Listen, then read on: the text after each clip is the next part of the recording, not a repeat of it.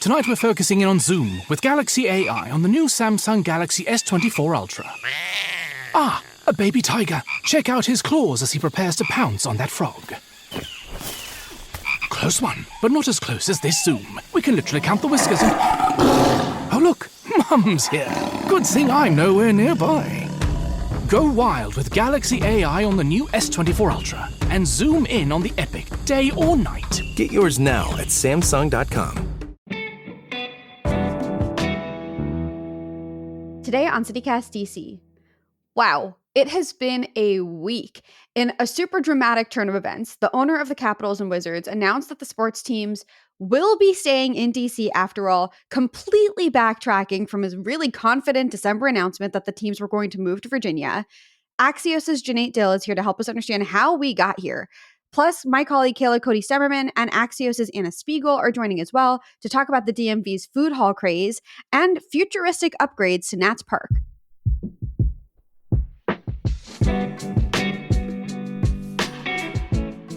Today is Friday, March 29th. I'm executive producer Priyanka Tilve, in for our host Michael Schaefer, and here's what DC is talking about.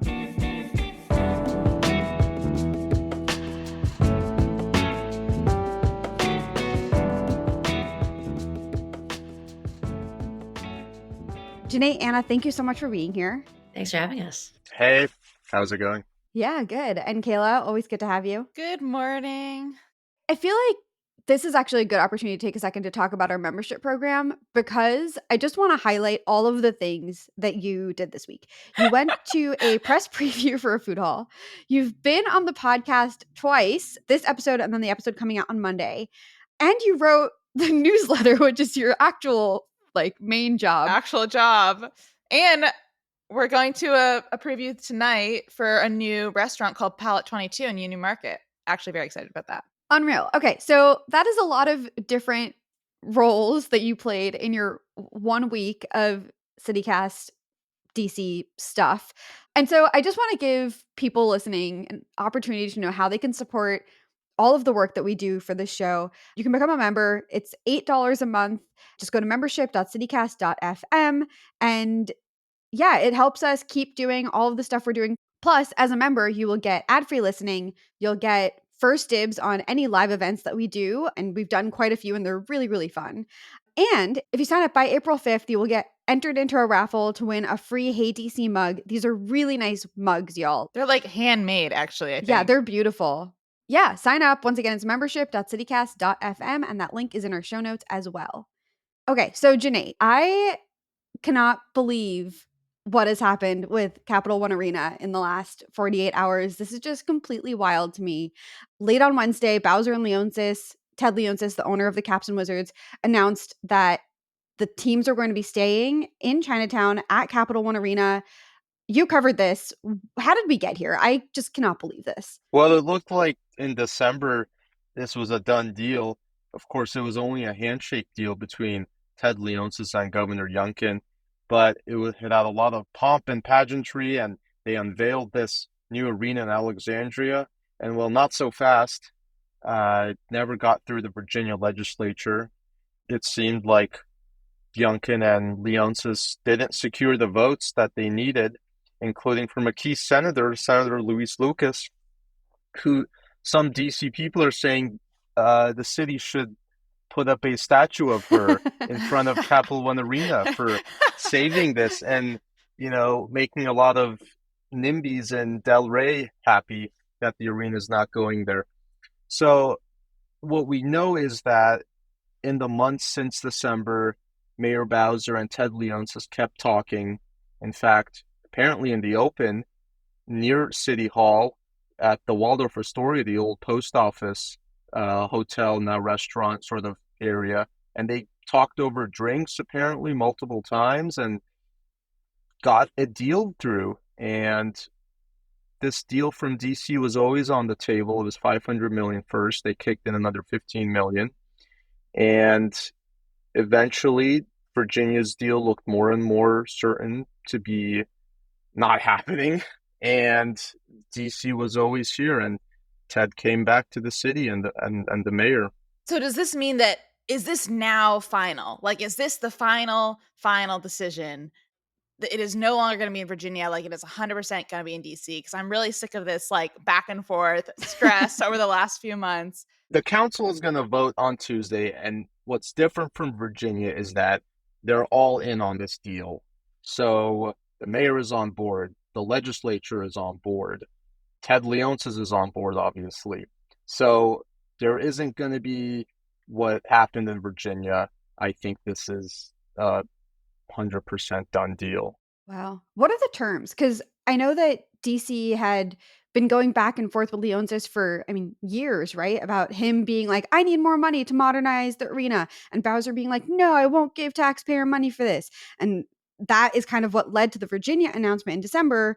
Now here we are. So I'm assuming Bowser has given him something. Yeah, the city is giving $515 million in taxpayer cash. This is public money.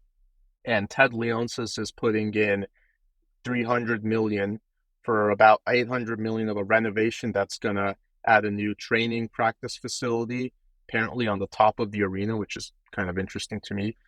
It's going to be a pretty extensive construction project, and they're presumably going to remake the exterior of Capital One Arena, which I guess kind of looks stale now. It was built in 1997. And there's a bunch of other lists. I mean, they're giving me more security before games, which doesn't necessarily seem totally new. And then there's some things that address the pet peeves of Ted Leonsis. For example, Ted was very upset, apparently, over the loud street musicians, the buskers, outside of Capital One Arena. Yeah, we did an episode about that with Eric Wemple, who'd interviewed Ted. Right. So part of the deal is Ted says there won't be loitering, noise, that sort of thing outside of the arena or whatever that means. It's very hard to imagine Chinatown without that. Yeah, and apparently this is something that the city has worked out now.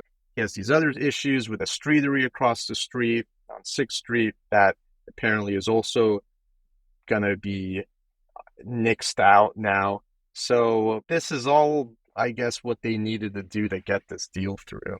I mean, a lot of this feels maybe some of these concerns might be very legitimate. Some of his concerns, like about the streetery, maybe it does take up a lot of parking space, and that's a legitimate concern. But the whole feel of this thing is as if he kind of threw a bit of a tantrum over things he didn't like, and then strong armed the city into finally giving in. Is that just me? Do y'all feel like that? I mean, that's one viewpoint. I think what the mayor, who probably felt that way in a certain degree, but what the mayor had to do, I think, was rise above that and realize this is probably for a higher good. If they can keep the teams, it's such a big deal for the city culturally, for the city sports fans, for downtown. And personal differences aside, I think it does, to her credit, take something to be able to say, we're going to keep the teams here. We're going to do something that maybe I need to hold my nose a bit about. But I mean, losing those teams could have been disastrous, especially if momentum is against you. That's a really hard thing to try and reverse. Anna, I know that you've reported in general about how restaurants and businesses in Chinatown were feeling in these last 3 months when we thought that the teams were going to leave. Now that they're going to stay, I mean, obviously pending vote on Tuesday, I'm in a never say never mode now. Do you think that this is going to quote unquote save Chinatown, save downtown? Yeah, I think it depended on the kind of businesses. Obviously for some of the bars, some of the fast casuals, they were really worried. The places you saw like Taco Bamba said they're not going to actually end up coming back to Chinatown. We'll see now. It'll be interesting because they're like, we're not going to have the foot traffic. We don't have the offices to come in for quick grab tacos. The places that are more full service, like the Zaytinias, they, I don't think they were quite as worried. But yeah, I think, I think as Junaid said, I think the energy having, the game day traffic guaranteed. I think that's a huge thing for restaurants, especially now at a time when office occupancy is still relatively low. Anna, your buddy Jose Andres was bouncing around yesterday at the announcement, very excited.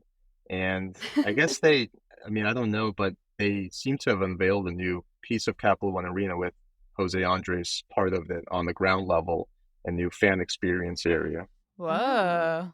That's exciting, and he was part of that task force to kind of reinvigorate downtown when it looks like the teams were leaving, so, he's been such a big part, that Paleo was his first restaurant ever in DC, now a little over 30 years ago, and, and when you go to those restaurants around game time, like, even if it's a nicer place, you do see people, in jerseys going for the game, going to get their, sangria and tapas. For sure. It's a whole vibe. So before the announcement came about the teams staying in DC, Mayor of Alexandria made this big announcement that they were pulling out of the deal before that even happened. So obviously they're related, but why would Alexandria pull out like that? Like, I thought it was kind of a good deal for them. Like, they would get this huge investment, they would get this huge amount of people coming there. Like, why was this no longer viable for them? The Democrats in the state house essentially weren't going to move on it.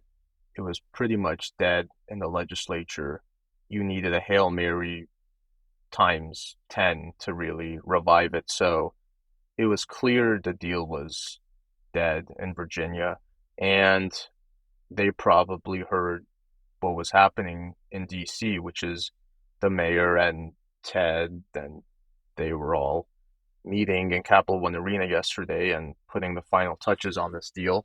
So them pulling out was just moments before DC would announce this new investment in Capital One Arena. It's giving "you can't break up with me, I'm breaking Yeah. up with you." Or Yeah, like, I'll do it first. Yeah. We don't need sports teams. Who wants a sports team? Yeah, everyone wants to get their story straight. reflecting on just the way this whole thing is gone, it just feels like, I mean, Bowser definitely comes out on top. Like you were saying, Janae, like she handled this masterfully. It is interesting because the conversation in December when Youngkin and Leonsis announced the move to Virginia, all we were talking about was how Bowser had boofed it. Like she knew about Leonsis's concerns. She hadn't taken them seriously enough, hadn't dealt with the buskers, hadn't dealt with the crime, and now he was leaving. And now it feels like in the last 3 months, Youngkin is the one that didn't like politic right and talk to his senators and make sure that this plan could go through. Like in some ways, this whole story of the last 4 months is a story of politicians really messing up and others being able to take advantage of it. To her credit, Mayor Bowser said, and we thought it was all embarrassing at the time, but she had said, "Oh, Ted isn't going anywhere." For months, she would say that. And then Yeah. December happened, right? And everyone was just so angry that the city did it more quickly, offer a real package, and gotten this deal through. I guess patience is a virtue, though, and Bowser didn't blink, and she kept talking to Ted. And Ted said yesterday, told me he hadn't signed anything until the deal with DC. So Youngkin, I mean, this is a massive fail for Youngkin. This was supposed to be a crowning achievement. There's speculation he might want to run for Senate because he can't run for another term as governor immediately right after. Yeah, Youngkin's had a rough year. He's had a rough year. He's being trolled on the internet by Senator Louise Oh, Lucas. Oh my God. god, she's so funny. The memes are so funny. So good. One of the best parts of this whole process.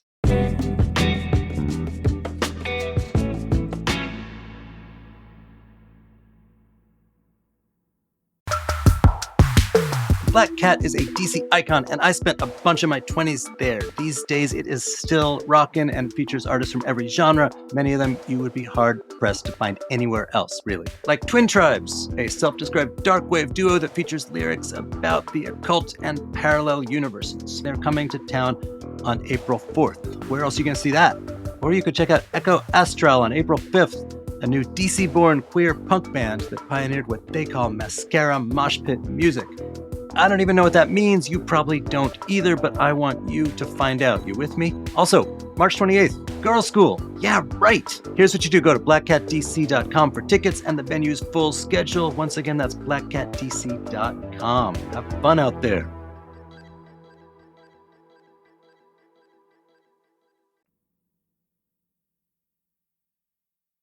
something new came to Virginia this week, at least. Kayla, you and I went to the Upside on Moore, the new food hall right above the Rosslyn metro station. What are your thoughts on it? Yeah, absolutely. I know. At least they're getting something. No, it's really good. So yeah, so Upside and More just came to Rosslyn. It's kind of the brainchild of this company called Mother Sauce that's behind like City State Brewing and Takuma Beverage Co. And it's it's another food hall, right? Like we've had how many food halls in the last, 12 months? Yeah, 5? can we actually take a second to count them? Because I feel like Yeah. there's a new food hall every other week. There's Love Makoto, There's the Square, the Square, the one in Chevy Chase, the Heights. Oh my God, yeah. Water Park, if you count Virginia. There's the Bryant Market. Bryant Street Market. These are all kind of like in the last year or so, but yeah, it's It's they're insane. and there's also the additions to the food hall in Foggy Bottom, Western Market. Oh, yeah. It's kind of expanding, and Is there enough desire to like fuel all of these food halls? Anna, you would know better than me. it's so much depends on neighborhoods. Like, so I had a friend, actually one of my colleagues, text me on Friday night that she was at the Heights in Chevy Chase and that was packed. Really? I think that's a neighborhood that there's not as great diversity of restaurants. Obviously, there are some great ones, but when you pack all of this kind of especially local talent into one area, people are really excited about it. When I was at Love Makoto for lunch, Junate and I were there together. It was packed. We couldn't even get a seat. It felt like being almost like a high school cafeteria in terms of being like trying to angle for a table. But I think it also depends on the time of day. Like I've heard with the Square, it's been busy for lunch downtown, not as much for dinner. And I think a lot of these places are also trying to get programming in. Like the Square is offering these new pop-up markets to get people in the door on weekends when people might not just be hanging out on K Street. Oh, true. Yeah. Is Upside on More doing programming, Kayla? Yeah, they talked a lot about sort of they're doing, like yoga and night markets and all these sorts of community events after hours and on weekends to like draw people in, specifically people that live right around right in Rosslyn, which is kind of new because honestly, there's not a ton to do in Rosslyn, not to be a downer, but historically not a super hip or cool neighborhood of DC. I think that's a safe statement to say. And I think they're really hoping to leverage that and like leverage all the people that live there because it is a really high density area to come and like eat at this food hall, hang out at this food hall. It has a ton of seating. It has really good Wi-Fi. They're going to have all these events. You could really just sit there all day and order like coffee and then lunch and then dinner and then go to the night market. Like you could really make a whole day out of it. And it's interesting because it's actually in the same place as an old food hall called the Assembly, which had a very different vibe. I'd literally never heard of it before this because it was all sort of outside vendors and it didn't do very well. So I think the hope with this one is that it's going to be all local vendors. Like the menu is very thoughtfully laid out. The space is really thoughtfully laid out for sort of people who might be working from home or might want to hang out with friends. So it's looking like a very different experience in my understanding. So pretty excited about it actually.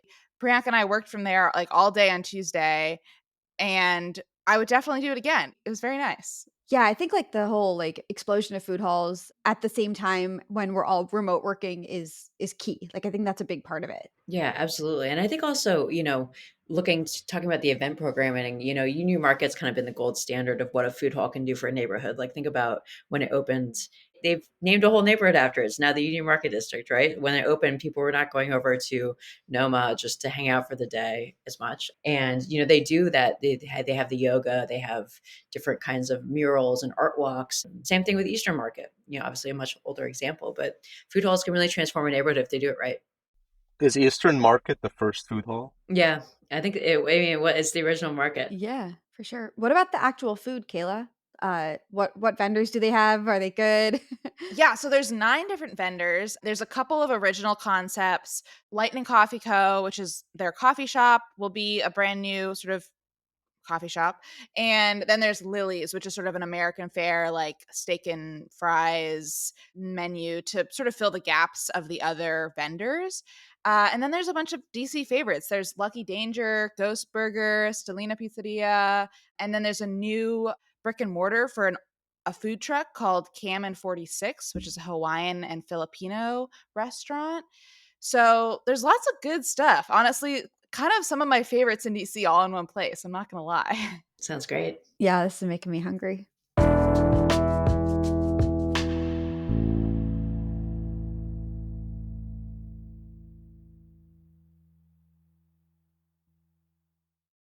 Well, we've talked about sports news, we've talked about new things opening up news, and now we get to combine them with Nats Park.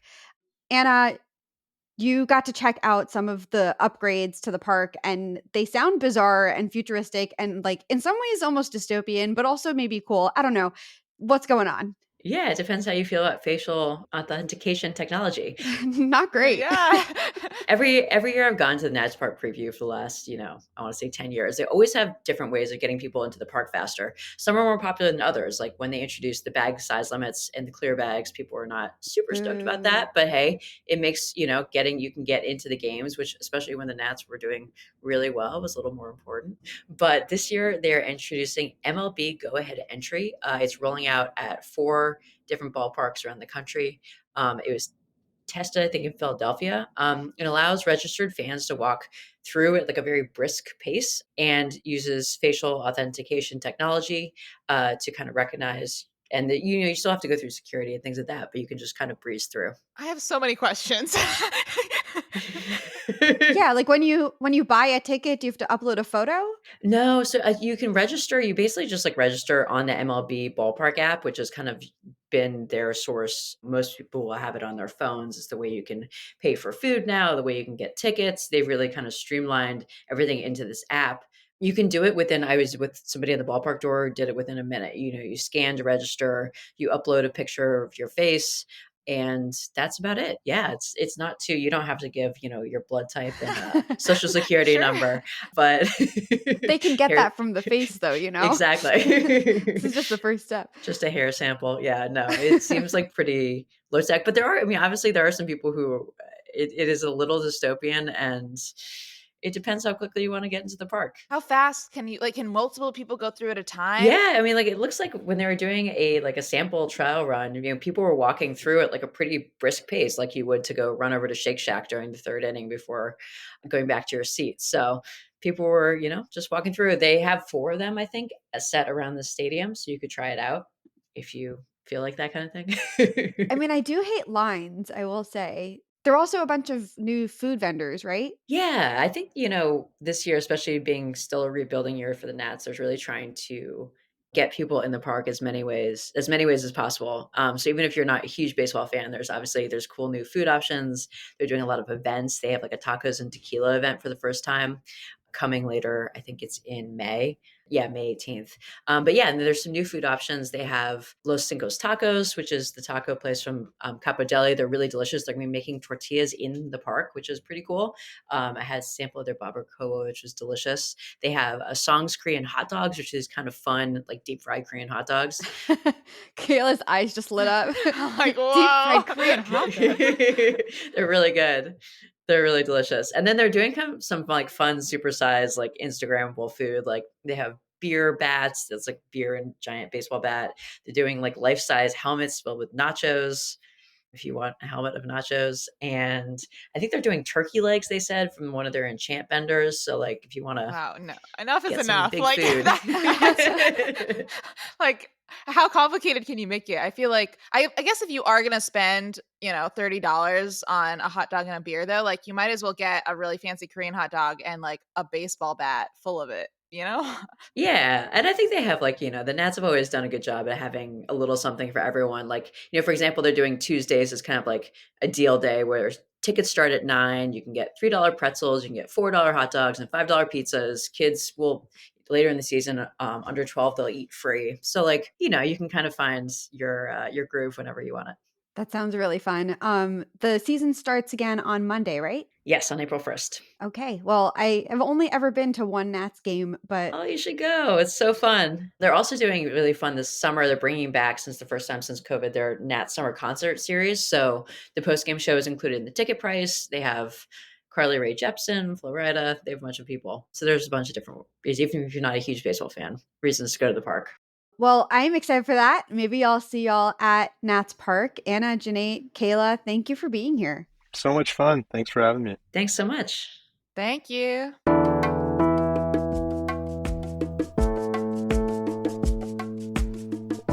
That's all for today here on CityCast DC. I'm our senior executive producer, Priyanka Tilve. Our senior producer is Julia Karen. Our newsletter editor is Kayla Cody-Stemmerman. Our production assistant is Ash Durbin. And we also had our producer, Dylan Brogan, with us this week. Our hosts are Bridget Todd and Michael Schaefer. Music is by Alex Roldan. If you enjoyed the show, go to Capital One Arena, go to Nats Park, and go to Upside on More and tell everyone else about it. We'll be back Monday morning with more news from around the city. Bye!